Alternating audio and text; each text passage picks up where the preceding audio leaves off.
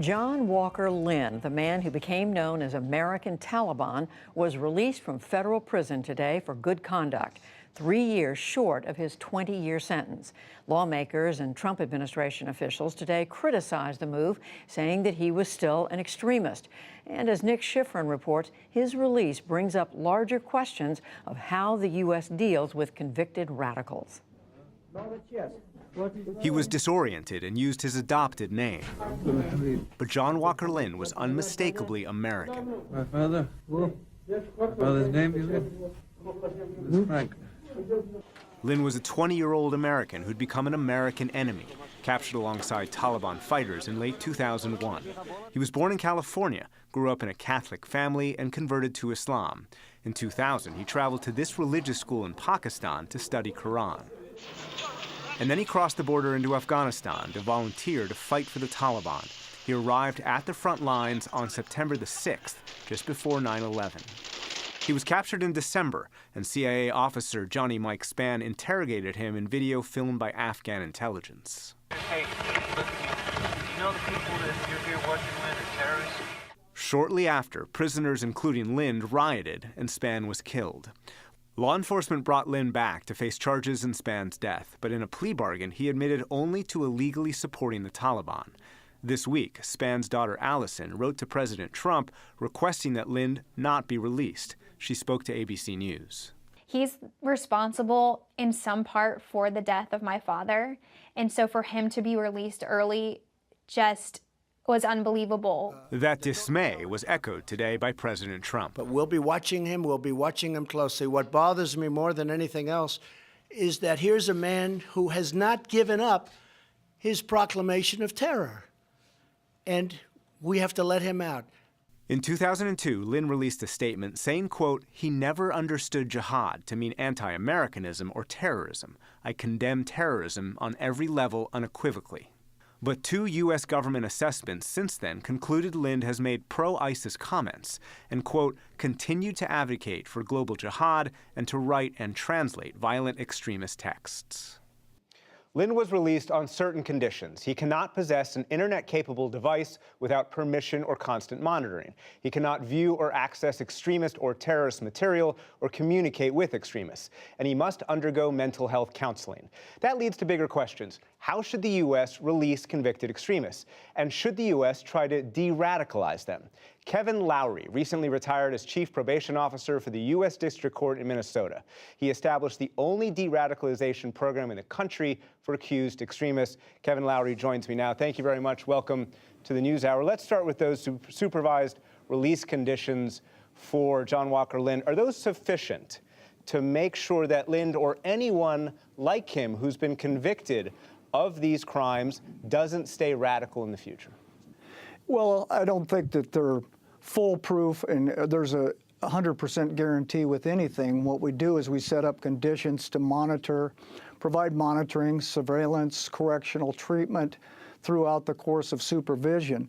Throughout watching behavior very closely, we'll know and monitor how people are doing under supervision. We never take people's word for what they are doing or their commitment, but we watch their actions, and therefore those conditions are paramount in both public safety and ensuring that there is correctional or rehabilitative treatment for extremists.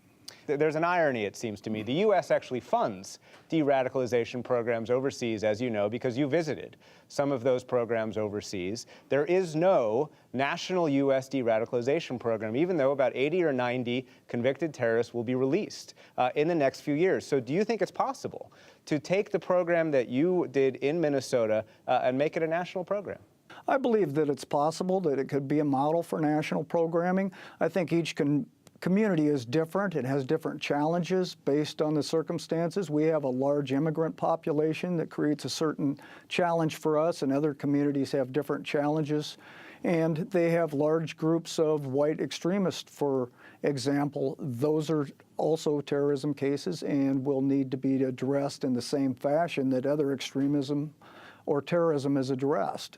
But I think that we're on the right track, but we need focus and funding. Right now, when you're talking about a country as large as the United States, and you can talk about just a few efforts or programs across the country, that's not a good situation to be in, considering the number of defendants and offenders that we have coming through our system.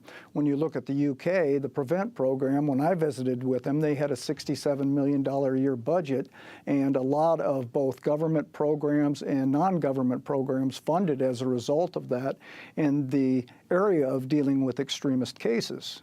There's also the question of reintegration or perhaps even integration. John Walker Lindh, for example, left the U.S. when he was a teenager. He's been in prison for 17 years. He needs an apartment. He needs a job. Talk about the challenges of integration. How important is it to have infrastructure to help people like Lindh, like people who have been convicted of these crimes, who are going to be released?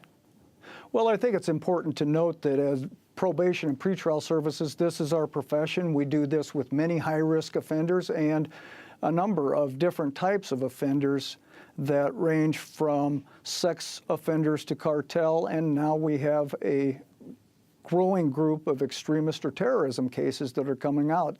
That's our profession. We need to expand our knowledge and our base of community resources with mentors, counseling, and community services that are focused on extremist cases, and that's a challenge because there's not a lot of incentive throughout the United States for programs to be involved in that type of programming as much as there has been for, say, substance abuse programming.